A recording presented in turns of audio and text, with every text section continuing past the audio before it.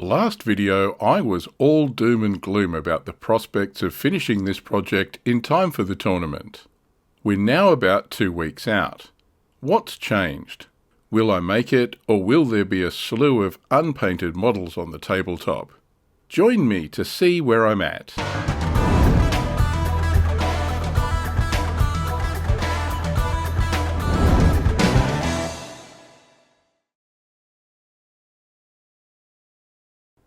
So, 2 weeks to go, and it's a mixed bag.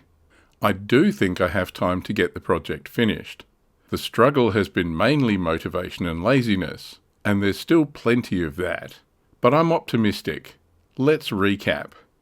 Last video I had almost everything green, just a couple of primed models to go. They are now green. Mostly. Remember I was concerned about running out of Vallejo 4BO spray? Yep, that happened. But not until I got the turrets and tops of the hulls painted. The bottoms are still grey primer, but as long as these kits don't get destroyed and turned over, that should work. I did try and get another spray can, but didn't manage it. I was up in Perth, but it was Australia Day and every hobby shop was closed. Maybe when I come up to the city again for the tournament, I can get another one. But everything's base coated. Pretty much. The next step is a wash with Agrax Earthshade, also sometimes called Pro Painter in a bottle. I decided to concentrate on one unit at a time going forward, rather than try and paint everything all at once. First cab off the rank is the T-34s. You can see I've already washed this tank and the wash has dried. I used a fairly big brush and put a lot of wash on the surface of the kit. Not so much that it pools when it dries, but enough for good overall coverage. The initial wash looks quite dark when it's wet, but the colour fades significantly as it dries.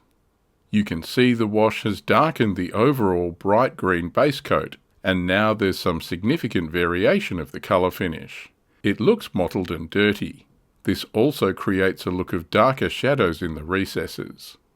This step of the painting process is always the stage when I'm convinced I've ruined the models. But fear not, the next step will fix it all up. That's dry brushing.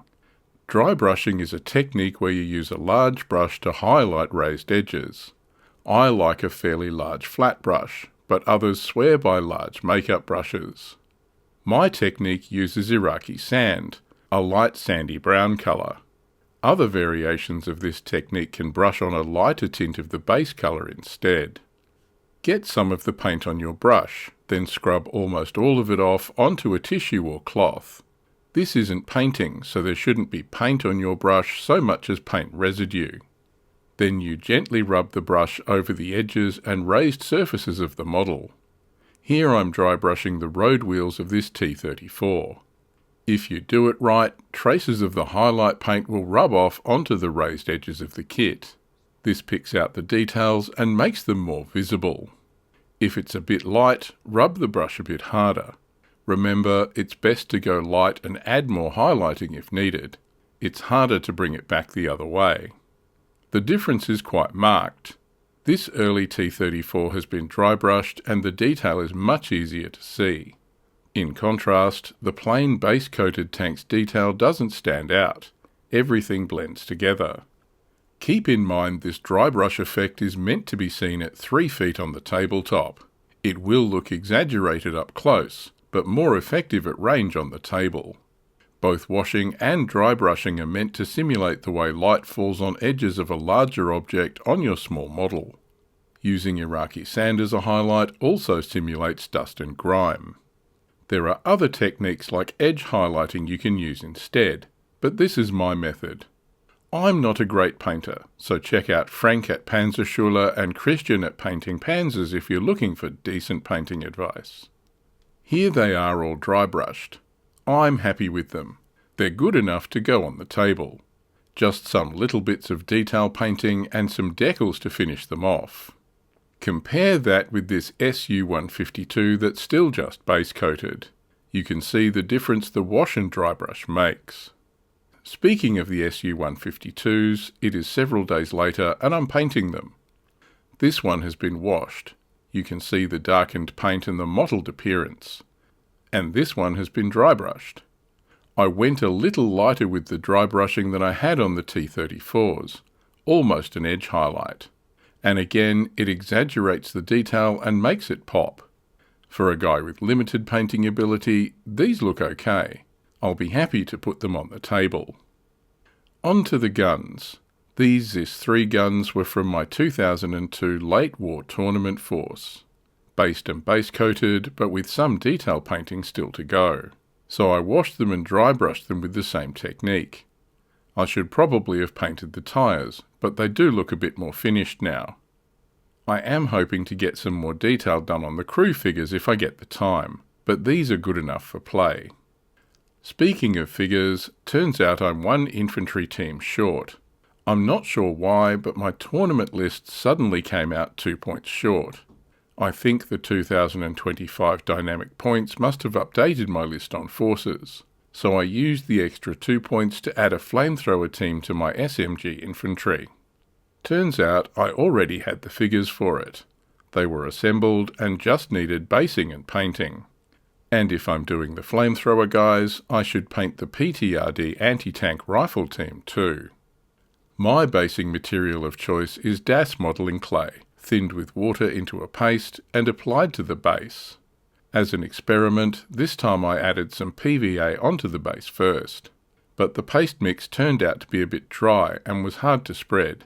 It took me ages to get it right, but eventually I got the 2 red banner bases done, and since I had the base materials out, some Team Yankee Soviet heavy weapon teams too. You can see the basing material also includes some rocks pressed into the wet clay. This is 2 different grades of grey railway ballast. Personally, I'd love a grade of ballast somewhere between these two, but you can only use what you can find. Time to let these dry. Given it's 40 degrees today, that shouldn't take too long. The next day was cooler, so I got the bases sprayed with primer. That will need a couple of days to cure properly, then I can try and get them painted. So where am I at with my Red Banner Soviet Army for Operation Burning Front? In a good place, I think. There's been a lot of progress. The T-34s are ready for detail painting and decals, then they'll be done. The guns are nearly there too, some details on the figures and maybe base markings, and they're done. The Su-152s are painted, washed and dry brushed, so detail and decals for them too. The KV-1s are washed. I hope to dry brush these tomorrow. It's important to do them as a unit so you can eyeball the level of dry brushing to match the other tanks you're doing. Differences in finish between units in your force is okay. Differences between individual tanks within a platoon stands out more and looks strange. At least it does to me. I strive for consistency here. After dry brushing, they'll be ready for decals and details too. The flamethrower team figures have the most left to do. The enamel primer is still faintly tacky. It needs some more curing time. But I still have almost 2 weeks. I should make it. Hopefully I'll get a final video of the finished force before I head off to the tournament. Something for you all to look forward to. I hope you've been enjoying this war diary of my Red Banner force. Thanks for watching. See you next time.